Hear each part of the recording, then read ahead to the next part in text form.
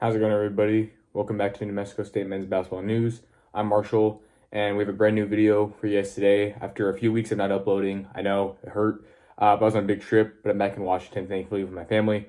All my family's out of the house right now, so I decided to make this video now because I thought it'd be the best time, since it'd be peace and quiet. There's a lot of news to cover. No new signings from what I've seen the past few weeks. Been on Twitter a lot. Haven't seen a whole lot, but some new players we've possibly looked at of signing. And just a bunch of moves from current and former Aggies that are big news. So let's get straight into it. The Aggies have offered Thomas Tutt out of Southeast Louisiana. Didn't really do a whole lot there. Only averaged a few points a game. Didn't get a whole lot of minutes, but started in 4 games. Played in 21. So didn't see action in all of them. Not sure if he got hurt or if he's got DNPs. But hasn't proven to be the greatest Division I talent as of yet. But I feel like, him coming here possibly, if he were to, I feel like he very developed under Coach Hooten. I feel like obviously Hooten's really good at developing post. Sir Malonga is a guy kind of similar to Tut, where didn't get a whole lot of minutes at the Division I level so far, but still has a chance to develop really great under Hooten. And he did a lot of great things at the junior college level. So let's talk a little bit about that. At Garden City Community College, he averaged 14.5 points and 9.8 rebounds, 2.4 assists. Shot about 50% from the field. Not great with his free throws, but you don't really expect that from a post. So hopefully he can improve that wherever he goes. But those are pretty good stats at the JUCO level for him, for a good post. And he's actually from South Sudan, so that's pretty cool.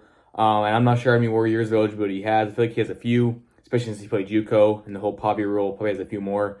So he's a guy who I feel like could just really develop under Coach Hooten. That's why I really wish that Yak would have stayed. I feel like he could have really developed. Now he's at Oregon State. My friend Nate, who was at New Mexico State, is now going to Oregon State. So he'll be able to see Yak play again, which is pretty cool for him. But hopefully wherever Tut goes, I'm not sure if he signed with anybody yet. Again, I haven't heard anything. But if he signs with us, hopefully he can develop really well. If he signs with anybody else, hopefully he can do well over there. If I had to make a prediction, I highly doubt he'll sign with us, just because I feel like when we look for guys, we usually sign them pretty quick, and it's been a few weeks, haven't heard anything yet. But hey, I could be wrong and wouldn't mind if we signed him, because we do need posts. We have some really good guards. I think we're done with our guards. Maybe we'll sign another one, not too sure. I feel like if we sign any more guards, they probably won't play a whole lot of minutes, because I feel like we have a lot of really good guards already. But who knows? I could be wrong with that. Have some good forwards like Reese Mullins, who we talked about last video. I made 3 videos on that Wednesday a few weeks ago, just because I knew I wasn't going to be able to upload for about 2 weeks.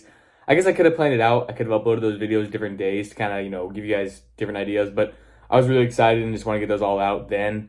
But we're going to be back on the grind and get a lot of consistent uploads. I'll be busy here and there, but I'm not going to be out of town for super long. So I should have time to upload pretty consistently every week, just like we're used to. Something to note before I move on to our next topic is that Tut is 6'10", 210. I hope I'm saying that right. I'm not sure if it's Tut or anything like that. I'm not sure if it's how you say it. I'm pretty sure it's how you say it. But again, it's hard to pronounce some of these names. Being from South Sudan, it's kind of hard for me to pronounce those names. So sorry if I got it wrong. If anybody's watching this and knows how to pronounce it, please let me know. And I apologize for any problems I made. I want to talk about Teddy Allen, who balled out in the G League this past year for the Vipers, averaged about 14 points a game, just had great buckets overall, did amazing things. Him and Serge Bright Rice, Aggies from that 2022 team, really, really good there, and both playing, really well, exceptionally. I believe Rice playing overseas somewhere now, and Teddy Allen is playing for the Tijuana Zonkies, I believe is how you pronounce it. Not sure if he's played a game there yet, but I believe he can play very well overseas. Probably, because again, some of those overseas leagues aren't great, but he's playing in Mexico, which is a second-level Mexican league, I believe. So I feel like he can really ball out in Tijuana. Tijuana's kind of dangerous, so hopefully he stays out of trouble. I'm sure they have some decently good food, and it's near San Diego, where I used to live, so I'm sure he'll make the trip out there.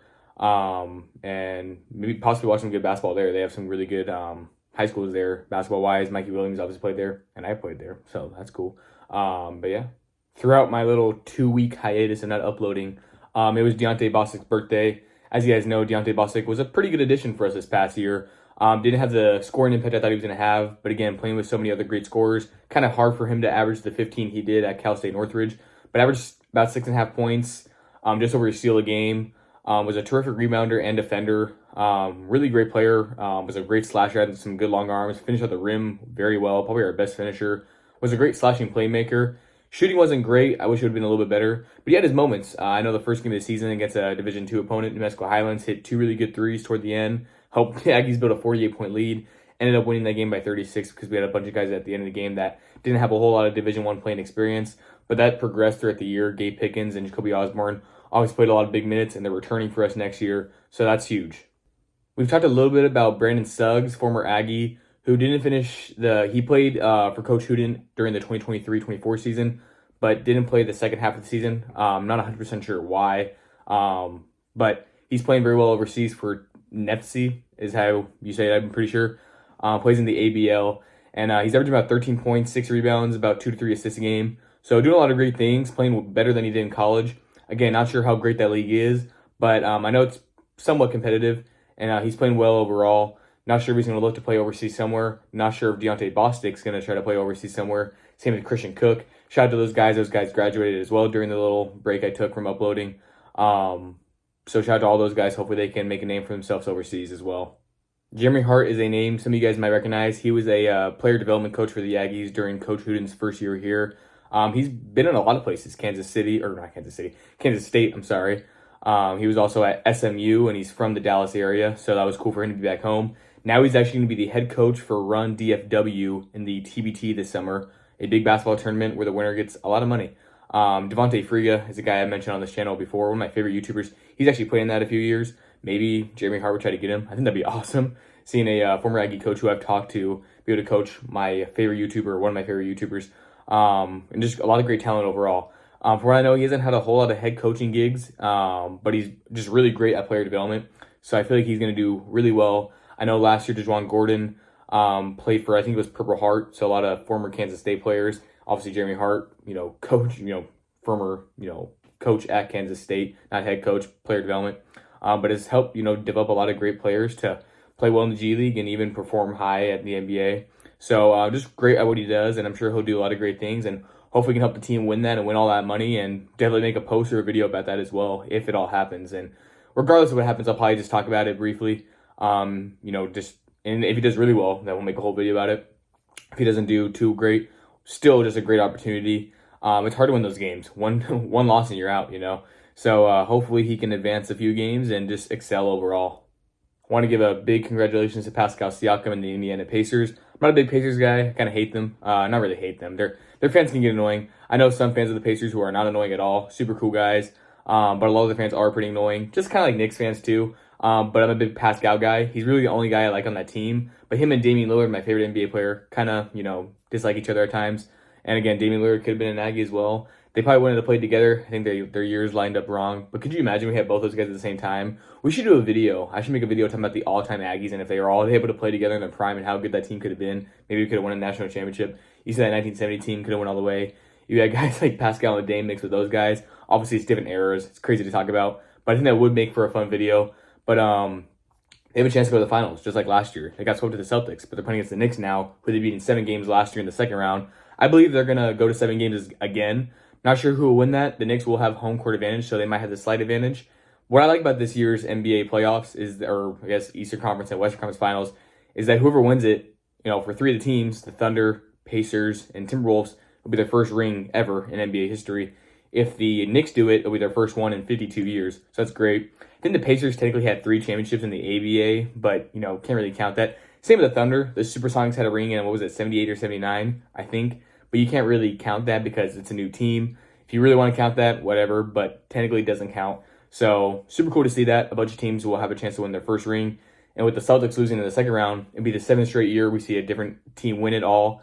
I would hope for the Blazers to do that. The Blazers did sell their team, but hopefully we can get a guy or a girl, just an owner, to keep the team in Portland. I feel like it's a great NBA city, and I feel like there's no worries about that. I know this video is not about the NBA, but wanted to give some updates on that. Our new player, Anthony, who was on the sidelines last year, couldn't play the second half of the season, but he was still there. I didn't play at all last year, but he was with the team the second half of the season. Can play this upcoming season. It was just his birthday recently, so shout out to him. He's going to be a senior his last year. He has great experience playing overseas and playing under Coach Huden already before, so can't wait to see how he plays. He actually had a really good interview with Adam Young, so go check that out if you guys haven't already. And I'm really excited to see how he plays. He's super athletic. I made a post about his birthday, and he was saying thanks. And I was like, hey, man, can't wait to see you get some good dunks. He said thanks again. Really looking forward to see how he plays. I believe him and I are about the same age. He might be a little older. Maybe I'm a little older. I'm not too sure. But we're roughly the same age. Going to be the same grade level. So really looking forward to watching him play. Never talked to him in person, though. Hopefully I can get to know him. I'm sure he's a great guy. And I just can't wait to see how he plays. Again, he's played overseas. He's from overseas. Has done a lot of great things, both in college and overseas. I'm saying overseas a lot. Really athletic. And can play defense, play offense. He's a player that can fit Coach Huden's system very well. and probably going to get a whole lot of minutes. Not sure if he'll start. I definitely will make a video predicting my starting lineup once the whole team's kind of solidified, whenever that may be. But again, whether he starts or not, I think he's going to still be a solid player, solid contributor in the rotation and do a lot of great things. And he's just going to know the system very well. That is going to close out the video today. I believe I touched on everything I needed to. Like I said, nothing too crazy big news, which I wouldn't want to say I'm glad because I would like to see some more moves happen. But at the same time, not uploading for 2 weeks, I don't want to miss anything super, super big. But again, I was still posting my Instagram, Twitter, and on my YouTube. Just didn't have time to actually film a video because I was with people the whole time. But here you guys go. Hope you guys enjoy it. Tell me what you guys thought about the video, and tell me what you guys want to see for future videos. And if there's any big news, I'll definitely update you guys. Who knows? It could be a situation where I upload this video, then we get a new player to sign right away. Wouldn't be surprised. I would expect to see a player sign within the upcoming weeks. We have 11 players. You need a few more to get to that 13. And I'm sure, again, we'll probably end up with 14 or 15 by the time the season starts. But right now, we already have a glimpse of what our team's going to look like. And I'm super glad because, again, for the longest time, for about a month, we didn't know. Coach Shooten signed like 7 guys in a month span. That's awesome. And I'm hoping he'll sign some more, and I know he will. He's been liking a lot more of my Twitter posts recently, so he's been really active on that. So shout out to him for that. And that's all I got. Thank you guys so much.